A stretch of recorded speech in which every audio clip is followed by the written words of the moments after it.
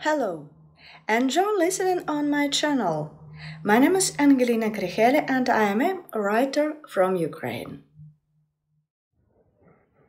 Ангеліна Кріхелі. A Sacred Marriage. Read by Єлизавета Конотовська. Once again, the morning for me began not with a cup of coffee, but with a nervous scrolling of the tape on my laptop. The screen flashed with headlines and shiny images of perfect lives, stylish interiors, perfect relationships. Lately, it seems all I have been doing is trying to squeeze at least a drop of inspiration out of these images. A topic for a new article, for an online magazine for housewives, a hint of new ideas, that's what I have been missing. But the tired muse was unwilling to be fed with second-rate images of non-existent reality. Nothing caught my eye. Everything seemed banal, worn out, like an endless sea of identical posts in a social network. First the author is listed, then another author is listed, then forgotten and briefly labeled from the net.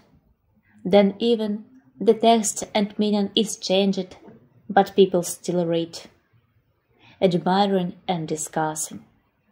My fingers mechanically spin the mouse wheel, the feeling that all the topics had already been written, discussed, and thrown into the archives of women's sites and magazines did not leave me. And then my eyes caught on a strange, unexpected ad. A travel agency was looking for copywriters for freelance collaboration, promising bright business trips, and most importantly, read travel in exchange for text material and reviews. My fatigue receded for a moment, my heart beating faster. I wish I could write that I was the right candidate, I thought. Exactly. There's a special flavor in my absolute freedom from personal happiness, a kind of tickling, like the sea wind, smell of something unknown. No one holds you back, no one asks where you have been or when you'll be back. You can snap out of it without a second thought, because there's no heavy backpack of obligations behind you. No one will not even mail reproachfully in the hallway. Say, at least put food in a bowl before you leave. So, why not? Why not go to meet that rare childish desire, which is lost somewhere between adult worries and working days? Just imagining that I can say yes and sign up for this adventure makes everything around me seem brighter.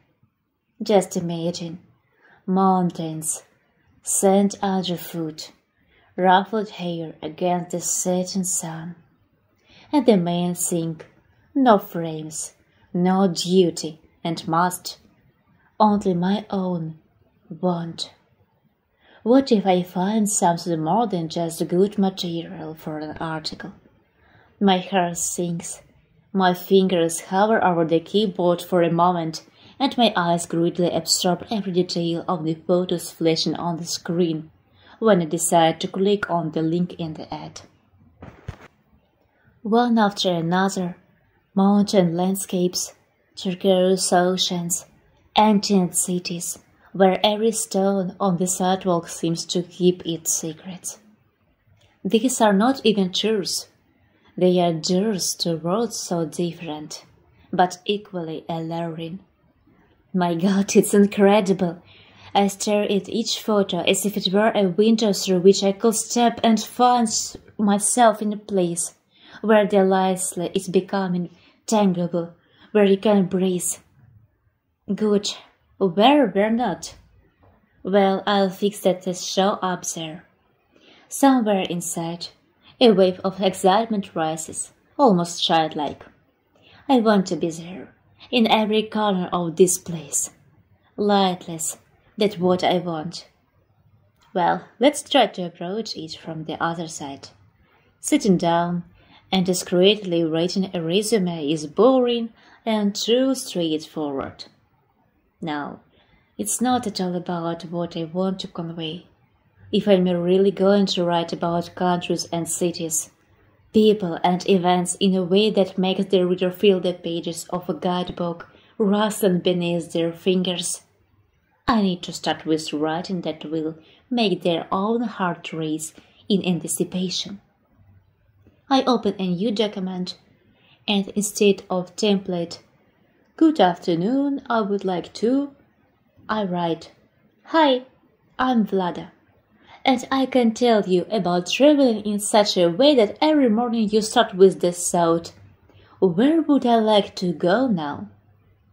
I have experience writing for a women's magazine, but most importantly, I have an endless desire to immerse myself in new places, discover the unknown, and turn each discovery into a story that will make the reader dream and pack a suitcase. Let's combine my pen and your company. I am setting a few articles so you can get a feel for the style, but I can assure you, this is only a fraction of what I'm capable of. Is that modest? Probably not very, but it's how I want to announce myself when I have a spark inside with the anticipation of possible trips. I'm squirming in my chair in anticipation of the answer, even though I realize how ridiculous it is. A prospective employer can stay silent for hours, days, or even weeks if it's not too urgent to close a position. At least I have to write in social networks so I can track whether my message has been read. I force myself to get up and make breakfast for my clinging stomach, which threatens to boycott my whole body. I turn up the notification sound on my computer just in case. What have I got there? Assorted fruit? Chocolate? Great. My brain's gonna be so happy. And I'm going to need it very soon, since I have to write to the editor of the magazine to tell him I need to rebrief again. I munch on tangerine and chocolate slice and gaze dreamily at small crack in the spotless white ceiling. After all, I could eat like this and somewhere on the island, and even a business trip. It's 100 pleasures in one. At the sharp sound of message, I jump up, button my finger, splashing the juice of the tangerine I had bitten into. I cringe when I see the bright orange splatters on the beautiful wallpaper. I wonder if they all ripe off, or if the landlady will kill me at the first opportunity for damaging the property. But it doesn't matter, because I rush to my laptop, dazedly freeze in front of the screen, and reread the travel agency's message several times. I sorrowfully sink down on the chair and hide my face in the palms of my hands. Of course, I should have known that the dream job did not exist. Another scam. And here I was hanging my head. But now I know what I'm going to write an article about. Online scams are a super topic if presented correctly. The travel agency asks for my photos. I raise my head to roll down the window, leaving the strange request unanswered. The travel agency prints. Holding my breath. Intrigued, I keep my eyes on the 3 dots bouncing. Pause. They are bouncing again. Come on, write. Articles should be accompanied by photos during the vacation for live illustration. Generated pictures do not surprise anyone anymore, and no one will believe it, explains the agency. I am a believer. Silicone dolls with glued non-smiles have bored the people. Also, such covers are still used by lovers of ladies' novels for the evening. Each photo is coordinated with you and additionally paid, the agency adds, temptingly more and more. In general, your candidacy suits us. The nearest business trip will be in 2 days. A photographer will go with you. Can you be ready to leave on this date? Do you have a passport? Not thinking too much about the stupid thing I'm doing, my intuition is silent, so I am safe. I answer yes to everything together. And desperately nod my head, as if the interlocutor can't see me. How long does it take a woman to get ready for a trip to the seaside? And a very motivated woman who hasn't had a vacation in years. And if they are also paid to do it, how much? How much do they pay? My eyes widen with excitement and anticipation on their own, and the necessary items are already being sent into my suitcase. The thought of the photographer excites me additionally. I hope he is not a maniac. Lada, I said to myself, pouting my lips carelessly. Don't be such a coward. And if anything, I'll write an article about harassment on vacation. You have to look at life in a positive way. An airport is always something between an attraction and a spy movie. People in it seem to fall into 2 categories, those who are arriving and those who have not yet flown anywhere. I haven't flown anywhere at all yet, ever. My vacation was small, miserable, somewhere on a piece of the Black Sea coast. And here's the whole event. I enter, look around the hall, and immediately notice a special type of tourist whose face clearly says, "Please take me away from here and bring me home." Next to them are those who seem to seriously think the airport is already a resort. They are wearing straw hats, sunglasses, and even sometimes inflatable lamps on their arms. On the scoreboard, as always, a bunch of obscure and complicated names that make you wonder if there really is a place called Le Sud d'Urgell on the map or what it even says. And why my flight is necessarily listed at the very bottom, where the eye rests on the edge of the scoreboard as if for dessert. A separate attraction is the line for security screening. People open their backpacks with a mysterious oath, as if they are about to present national treasures to the public. Here is a man who, with a serious look, takes out 3 pens, small binoculars, and a suspicious page from his pocket. The man, being unsuspected, seemed to lose some of his human dignity, especially when he is forced to remove his belt. Anyone who has done the man without pockets doesn't know what I'm talking about. When I get to the gate, I realize that finding mine is a challenge. Gates, like malicious spirits, can move without warning, and mine had managed to slip away somewhere to the other side of the airport. Having gathered my courage, I go in search and catch myself thinking that there is a special charm in this chaos. All around me people are talking in different languages about how they forgot their passport, headphones, or charger. In short, the perfect mix of adventure, anticipation, and slight chaos. How the flight goes, I don't remember. Turns out, I'm afraid of flying. The stewardess tactfully reminds me of this with her care when I am on shaky legs going down the ramp to my destination. The main thing now is not to think about the fact that I will have to fly back too. I am standing on the coast of Italy, my eyes squinting from the bright sun, but still can't get enough of the view. Fine sand, like flour, clogs between my fingers, and it seems that I can get lost in this boundless horizon. Everything around me is drenched in the smell of salt and the freshness of the sea. The waves roll onto the shore, then slap in the sand joyfully, then whispering quietly, like old friends who talk while sitting in their company, pausing between words. The color of the water is neither blue or turquoise, but rather transparent, like the morning air in the mountains, with shades of gray and greenish. In some places where the sun shines, it shimmers and seems like the liquid gold.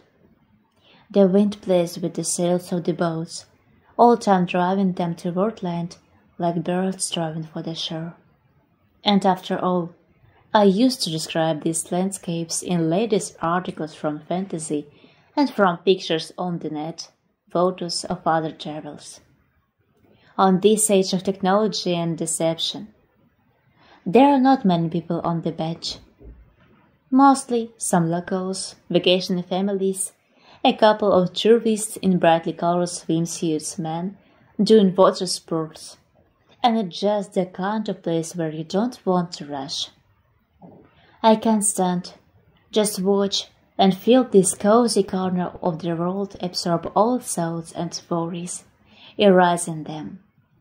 Local food, stalls along the beach, not aggressively, but still always nearby, the aromas of fresh seafood, pasta, and some obscure but so tantalizing sweets.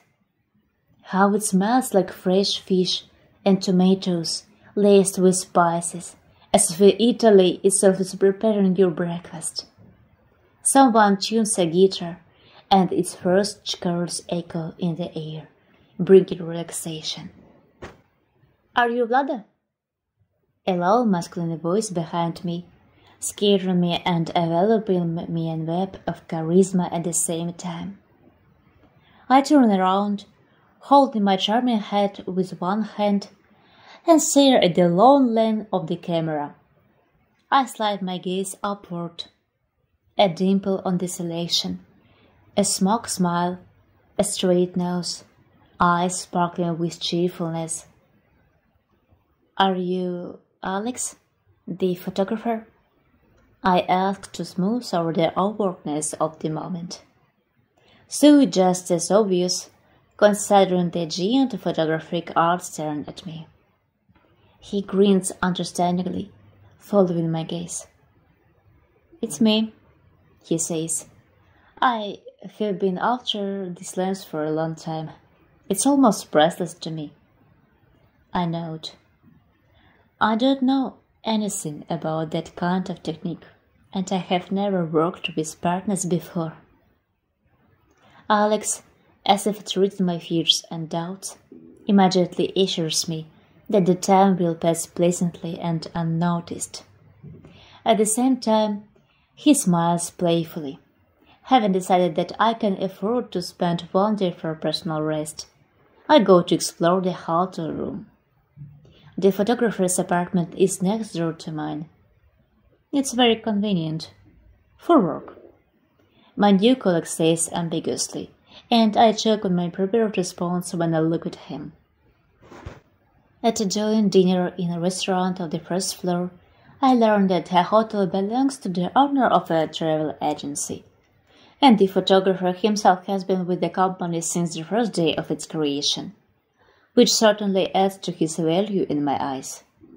I have always respected the ability to keep people stable. But that's not me. Suddenly, he takes some extremely successful shots with a happy me against the background of the restaurant and our order. And I can't breathe in this atmosphere, this freedom, this communication with an amazing man. He knows so much. He has traveled to so many countries. And my God, how attentively he listens to my intercalated mumblings about a women's magazine. It's like I'm telling him the secrets of the universe, no less. In our passionate conversation, I'm not at all surprised that we are already on our floor. Subconsciously, it seems I even expect it to continue in one of our rooms. But he suddenly kisses me chastely on the cheek and says goodnight, heading for his room. I stand in the hallway, stunned and confused.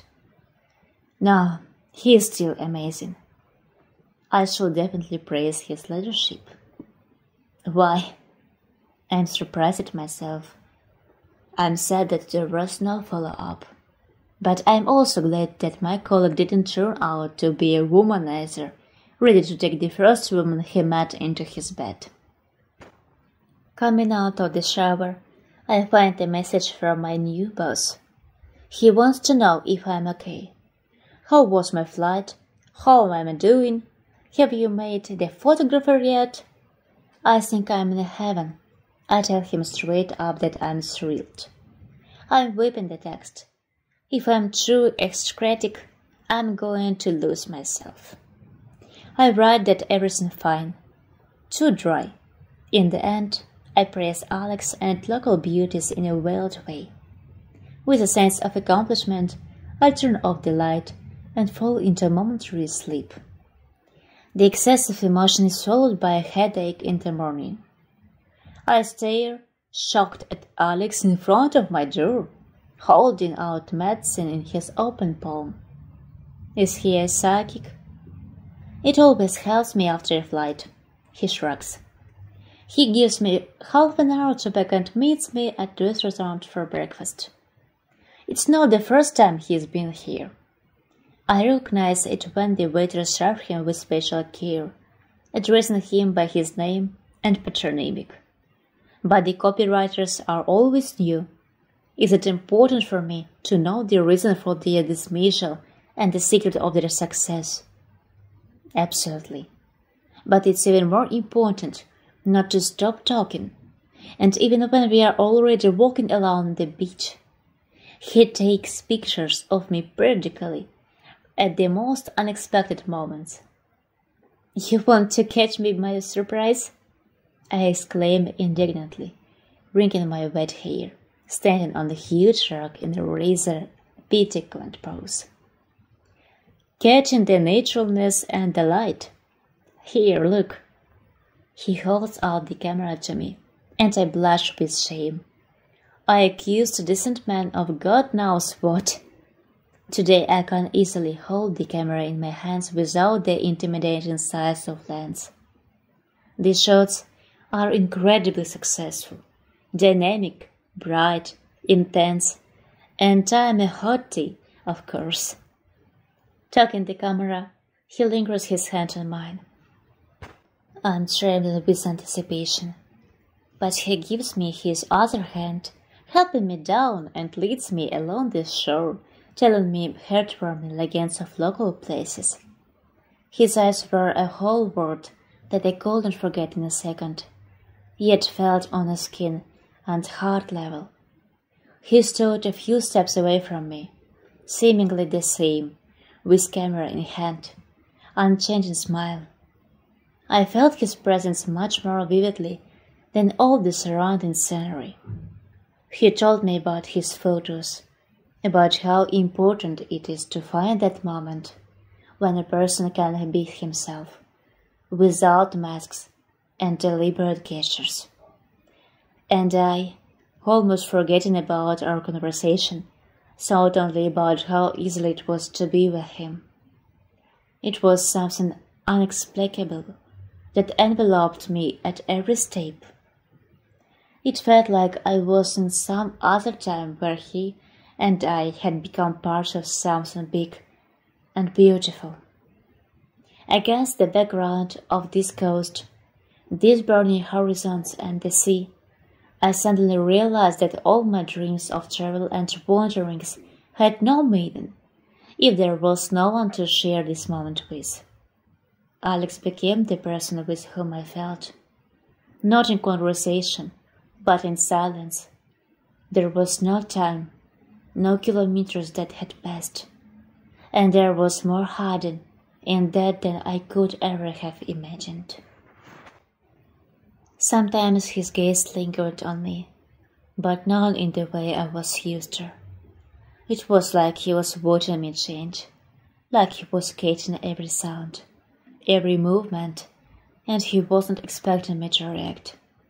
He was just letting me to be. And it wasn't just soothing. It brought back the feeling of being alive, sensual, able to feel every moment. When he took pictures of me against the sea, I almost forgot about the camera. I was myself. I was free and real, as I hadn't been in a long time. There were moments filled with emotion, understanding, and the inner state that he was able to convey through the lens. I did not know what would happen next, but in that moment, I did not need to know. I dissolved in this beautiful chaos of sensations that Alex seemed to have created. Every time Alex began to speak, I felt his words dive into the very depths of me, like into the ocean, pulling all forgotten, lost thoughts.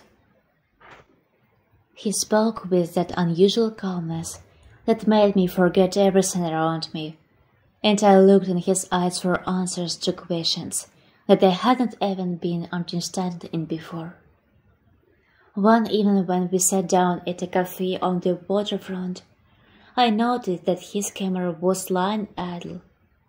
He spoke to me about how a man often builds his own walls, closing himself off from anything that might shake him. We both fell silent, pondering his words. "You know," he said, stroking the camera as if it were his only friend in this world, "I often think that we are always looking for something we can't find. Sometimes we think that here it will be someday, and then everything will be right. But somehow we don't realize that this someday is not something that will come from the outside. We create that someday, and then we realize that maybe all we are missing is to be satisfied with now." I smiled, feeling the way his words flowed smoothly into my soul. A mixed feeling of slight anxiety and joy, something warm and undefinable, swept over me. "Maybe we think too much about once upon a time and lost the now," I said quietly, but with a smile. "Maybe I put too much on hold, like when you dream of traveling and say to yourself, 'When I do that, I'll be happy.' And then, when you get here, you realize that maybe your real happiness is not in the destination point, but in the journey." Alex hesitated, bowing his head. "Just don't write it in the article. Otherwise everyone will be train tickets instead of tours," the man joked, his eyes still serious. I saw his lips open a little, and he spoke with that quiet, almost philosophical tone that could have been the subject of our conversation for hours. "Yes, you're right," he said. "You do realize that all this fuss about plans and expectations is just fear. Fear of accepting what is already there. Afraid to stop. Afraid to admit to yourself that happiness might just be right here, in this moment." I felt my shoulders relax, and my heart soften at his words. I hadn't expected that just talking to this man would bring me such a wave of inner honesty and warmth. Alex didn't need to be comforted or guided. He created this space in which my doubts could dissolve. Sometimes I think I miss this here and now. I often run away from it. I don't know. Maybe I think too much about other people, trying to please. But really all I need is to just be myself. Maybe that's the secret to happiness. Recognizing that everything you're looking for is actually inside of you. And everything that happens around you is just a reflection of your world. I thought you were good with harmony. So did I. But then you came along, and I realized I didn't know anything about it until now.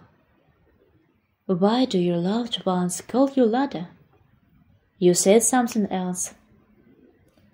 Dad always wanted me to be okay with myself. I wanted to say something back, but the word just wouldn't come. Everything I felt in that moment was so strong that it just stayed in the silence between us, like something we had common that didn't need to be explained. What do you think the point of traveling is? He asked, returning it for a lighter tone again. You're not just in search of exotism, are you? I laughed, feeling his questions pull me out of my deepest thoughts and make me see the world from his, outside perspective again. Sometimes it feels like traveling is a way to get away from yourself. I replied, sipping my coffee, unable to bear his gaze. But maybe what you're really traveling is not in space, but in yourself. With each new place you discover something new about yourself. You see the world through the lens of camera in your way too, don't you? He was silent, and I noticed his gaze deepen. He was rethinking something again. With each conversation, I felt an invisible connection growing between us. It wasn't overt, but with each word, each unspoken sentence, the bond grew stronger. We felt more and more that ease with which we communicated was much more than just friendly conversation. And though I still didn't understand where it was leading us, I felt that maybe that was the whole point, not to look for an answer, but just to be there, and let things be as they were. You'll be alone tomorrow, Alex said, making me frown. And you? I have to go away for a day. I'll be back and we'll continue working. And you have a rest for now. Spend the day on the beach, sleep. I nodded obediently. I could use the sleep, if only because I'm writing the articles at night. Now I'm writing articles for a tour operator and also for a women's magazine. And the editor is so pleased with my work that he doubled my fee. And for inspiration, it turns out, needed only a little sea, sand, and Alex. Thinking about him also kept me awake for a long time. I got used to him being around so quickly that I felt the morning was too empty without him. Eating breakfast alone isn't really that much fun. Sure, no one's watching me eat or seeing if there are anything stuck in my teeth. But no one wipes the cream off the strawberries with a napkin. Paradise is not complete without it. Out for boredom, I began to look at the customers. Alex, the photographer himself, was walking businesslike through the restaurant hall towards one of the closest offices. In a suit, accompanied by solid-looking interlocutors. What are they discussing so actively? Maybe he just had a part-time job. I waved my hand desperately as he glanced around the room. But he didn't see me, or pretended not to. The rest of the day passed for me in anxiety, doubt, and sadness. Alex didn't answer the phone. The articles didn't want to take shape. Sleep betrayed me too, leaving me to cuddle with my pillow. How could he? Or maybe it wasn't him at all, but just a similar man, a local businessman.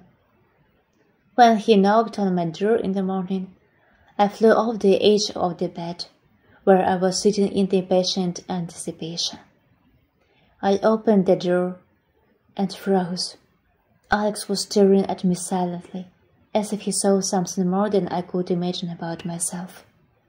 That gaze, slightly sly and warm, came so close to something I'd always thought elusive, almost forbidden. My pulse quickened, as if I were approaching a cliff not from fear, but from the unbearable urge to fall. When he lifted his hand to touch my face, I felt everything around me slow down, and everything that existed in that moment was reduced to his touch. His fingers touched me with such care that it felt almost sacred, but there was something fiercely alive about it, as if he'd been waiting for this as long as I had. And now he just couldn't contain himself any longer. "Where have you been?" I asked in a whisper. "Rushing to you."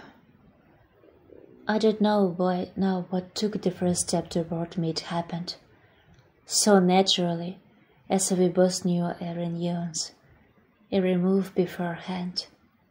When our lips met, the world seemed to disappear, leaving only the quiet rhythm of our breathing and the feeling of complete intimacy, utterly simple, but friendly open. In his every smile, his every look, in his every gentle movement, I saw a man who was more than just an encounter or a pleasant accident. I felt like he saw me in a way no one had ever seen me before, as if that look spoke more than any conversation we had. Literally dragging him into my room and slamming the doors shut, I didn't stop kissing him for a moment until I felt short of breath. "You draw too long." I shook my head reflexively, then smiled happily. Boldly I pushed him toward the bed. He smiled softly, continually taking the initiative, and I fell into his arms and tenderness. In the evening we decided to take an unplanned day off. I barely got his permission to send my boss another short article for the travel agency's website. He laughed at my excessive responsibility and hummed and headed for the shower, asking me to search his phone for romantic music for the upcoming dinner in the room. He said he had a better speaker. Wow, that's a lot of trust. Give me his cell phone. I looked. I'm afraid to hold this kind of equipment in my hands.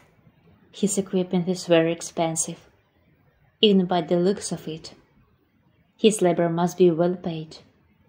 I tried to sit on 2 chairs, searching his phone for music that suited the occasion, and sending a short note from my phone. I didn't want to think about what would happen when I returned to my hometown.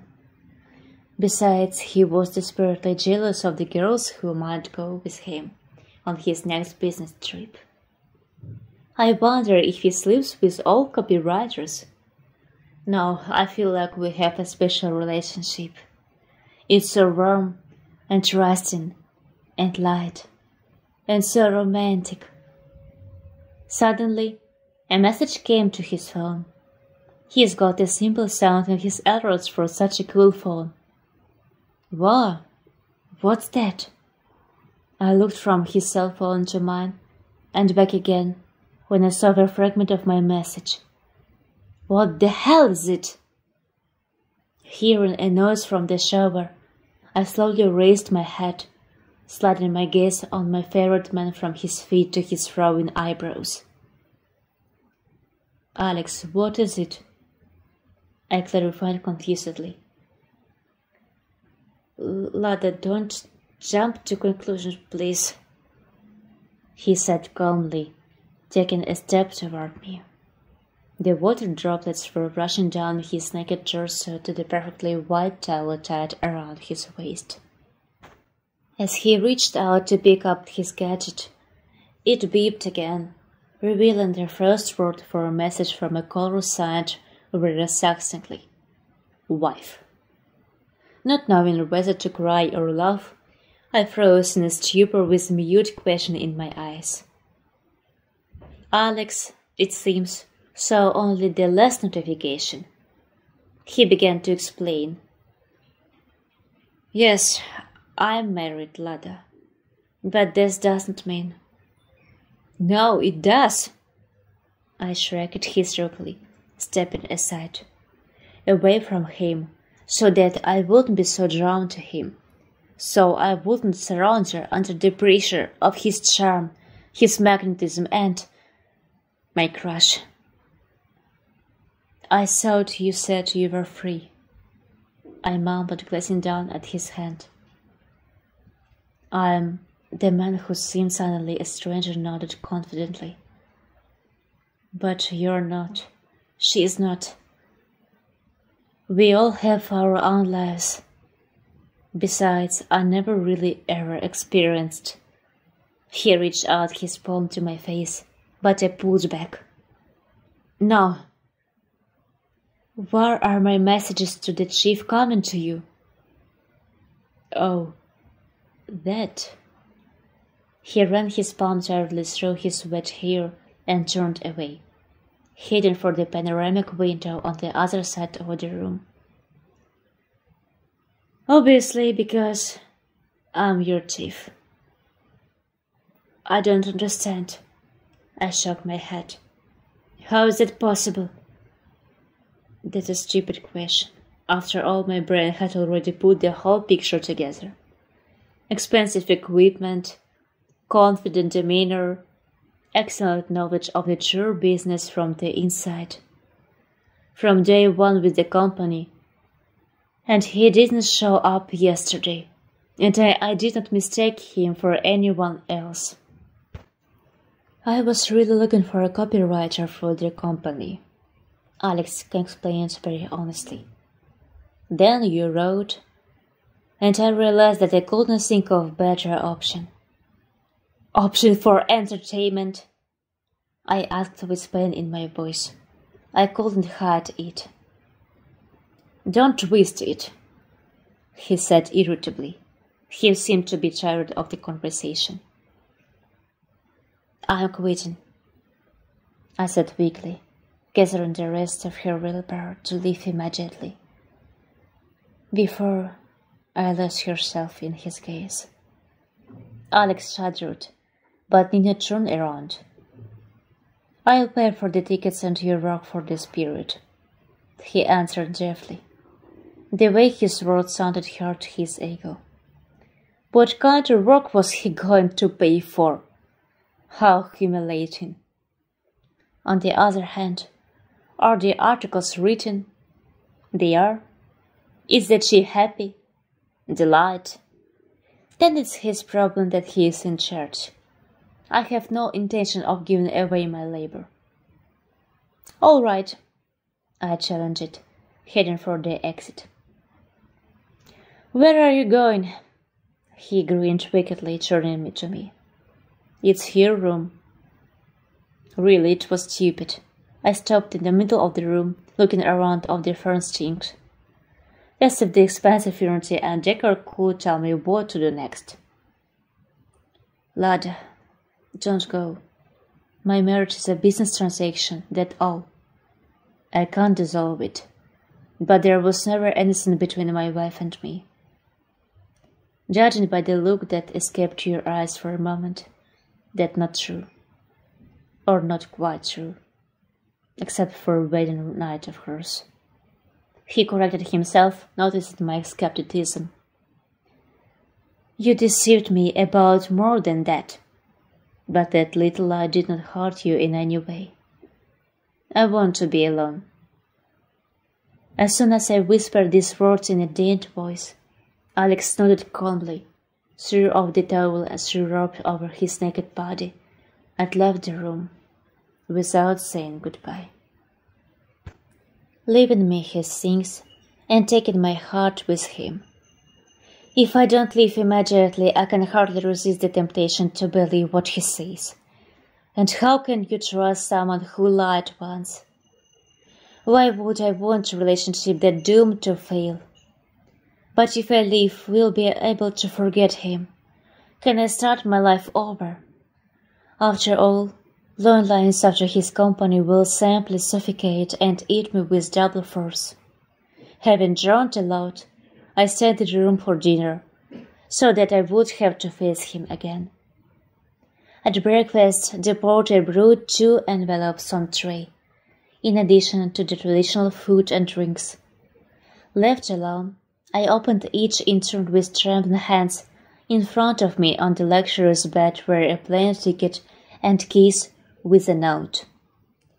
Alex was waiting for me at the given address, ready to introduce me to his lawful wife, who, according to him, had officially given the go-ahead for their relationship, busy with her own, because divorce was inadmissible for them anyway. My head reached for the keys, then, as if ashamed, went to the ticket.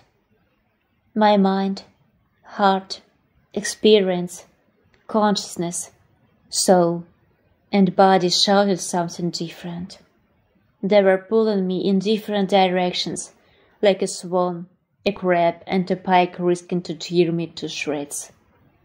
Whatever decision I made now would surely make me miserable. Truly, every ticket to heaven has a price in a hell. Would you choose the ticket or the keys? If the story was interesting to you, be sure to subscribe to the channel. Leave likes and comments.